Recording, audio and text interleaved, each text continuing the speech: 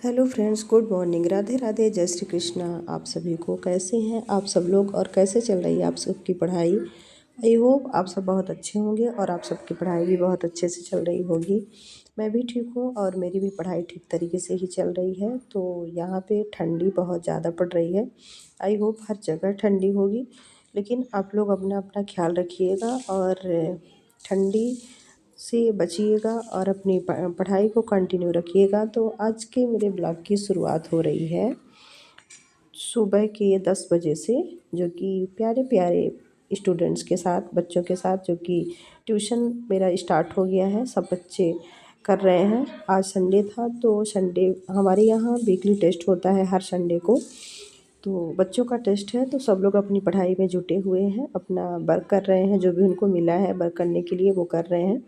तो हमने सोचा कि क्यों ना आज एक छोटी सी क्लिप ले ली जाए बच्चों के साथ। उसके बाद जो भी हमारा काम था तो काम वगैरह किए, फिर थोड़ा सा टाइम मिला तो मैं पढ़ने बैठ गई। यहाँ पे मैं पढ़ रही हूँ क्लास 10th की साइंस, और उसमें एक चैप्टर है। आज मेरा चैप्टर स्टार्ट हो रहा है अनुवांशिकी वाला, जेनेटिक्स वाला। क्योंकि उसका हम थोड़ा सा हाई लेवल का पढ़े हैं, लेकिन जो बेसिक है वो भी एक बार पढ़ लें। तो यहाँ पे ये हम चैप्टर स्टार्ट कर रहे हैं तो इसको हम पूरा एक बार पूरा चैप्टर रीड करेंगे। फिर जैसे ही मेरा चैप्टर कंप्लीट हो जाएगा, मतलब पूरा मैं अच्छे से स्टडी कर लूँगी, उसके बाद जो मेरी वॉल्यूम 2 की बुक है जूलॉजी की, उसमें भी जेनेटिक्स वाला चैप्टर है। तो फिर उसमें मैं कुछ क्वेश्चन को सॉल्व करूँगी, प्रैक्टिस सेट देखूँगी, उसमें दिया रहता है तो मैं फिर वो क्वेश्चन करूँगी।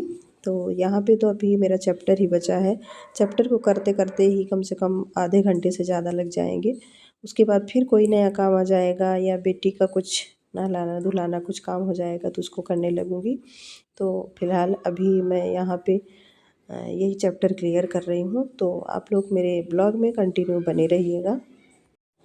तो आज की इस वीडियो में मैं आप लोगों के साथ शेयर करने वाली हूँ कि मैं किस किस चीज़ की तैयारी कर रही हूँ, मतलब क्या क्या पढ़ाई कर रही हूँ और किस एग्ज़ाम को मैं देने के लिए सोची हूँ। वही बातें सब आपके साथ शेयर करूँगी। तो आप लोग भी अपना सजेस्ट एक दीजिएगा मुझे कि मुझे क्या करना चाहिए। तो देखिए, अभी तो इस टाइम पे हमने जब से ईएसपी का नोटिफिकेशन आया है कि वर्ग 2 और 3 की वैकेंसी आने वाली है, तो अभी हमने पूरा फोकस दे दिया है वर्ग 2 पे।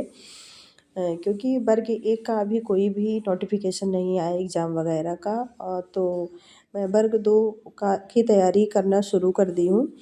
तो उसी की एनसीईआरटी बुक्स अभी रीड कर रही हूँ 9 और 10th की।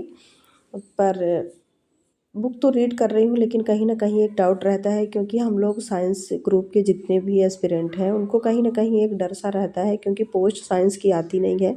उनके लिए कुछ ऐसा वो है नहीं कि मतलब साइंस की वैकेंसी आएगी या नहीं आएगी। अगर आती भी है तो बहुत कम आती है।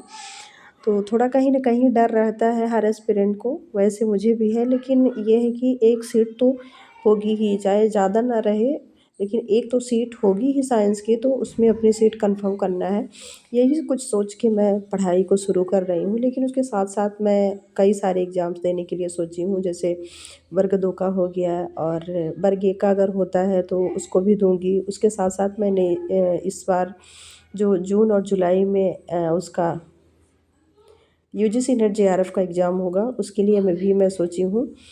क्योंकि वर्ग 1 की जो मैं प्रिपरेशन कर रही थी, पढ़ रही थी सिलेबस, तो थोड़ा बहुत मतलब 30% उसमें सिलेबस नेट जेआरएफ का भी रहता है, तो वो चीज़ भी मैं थोड़ा सा पढ़ी हूँ। तो अभी दिसंबर वाला मैंने नहीं दिया था एग्ज़ाम, क्योंकि मेरी तैयारी बिल्कुल भी नहीं हो पाई थी। मैं केवल और केवल जूलॉजी पढ़ती थी।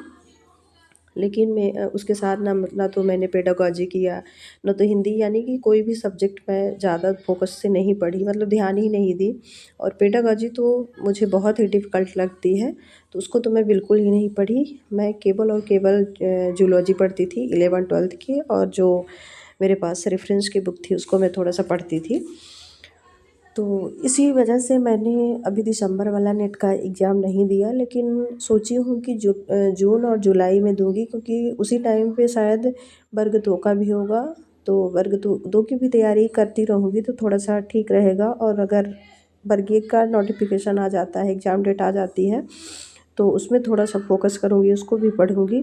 अब एक साथ कई सारी तैयारी करना पॉसिबल नहीं होता, लेकिन करें तो करें क्या, कोई ऑप्शन नहीं बचा है ना कि मतलब कोई दूसरी तैयारी करें, दूसरी चीज़ में जाएँ, क्योंकि मतलब टीचर की नौकरी एक बहुत अच्छी नौकरी मानी जाती है। आपको रिस्पेक्ट, हर चीज़ आपको मिलता है तो सिर्फ़ टीचर की नौकरी में मिलता है। तो उसके अलावा मैं किसी दूसरे फ़ील्ड में जा नहीं सकती। तो मुझे ही मतलब 3-4 ऑप्शन हैं, इन्हीं सबको साथ में लेके चल रही हूँ और देखती हूँ अभी केवीएस वगैरह की भी वैकेंसी आती रहती है, तो उनका भी देखूँगी। मतलब ये है कि अब 2026 लास्ट होते-होते मुझे कई सारे एग्ज़ाम्स देना है और मेहनत भी अच्छे से करना है, पढ़ाई अच्छे से करनी है। तो मेरा ये जो मैंने डिसीजन लिया है, ये आप लोगों को कैसा लगता है? तो आप लोग प्लीज़ कमेंट बॉक्स में एक कमेंट ज़रूर छोड़िएगा। तो इसी के साथ मेरी वीडियो की होती है एंडिंग। अगर वीडियो पसंद आएगा तो लाइक, कमेंट, शेयर ज़रूर करिएगा। तो वीडियो देखने के लिए thank you so much. Bye bye everyone.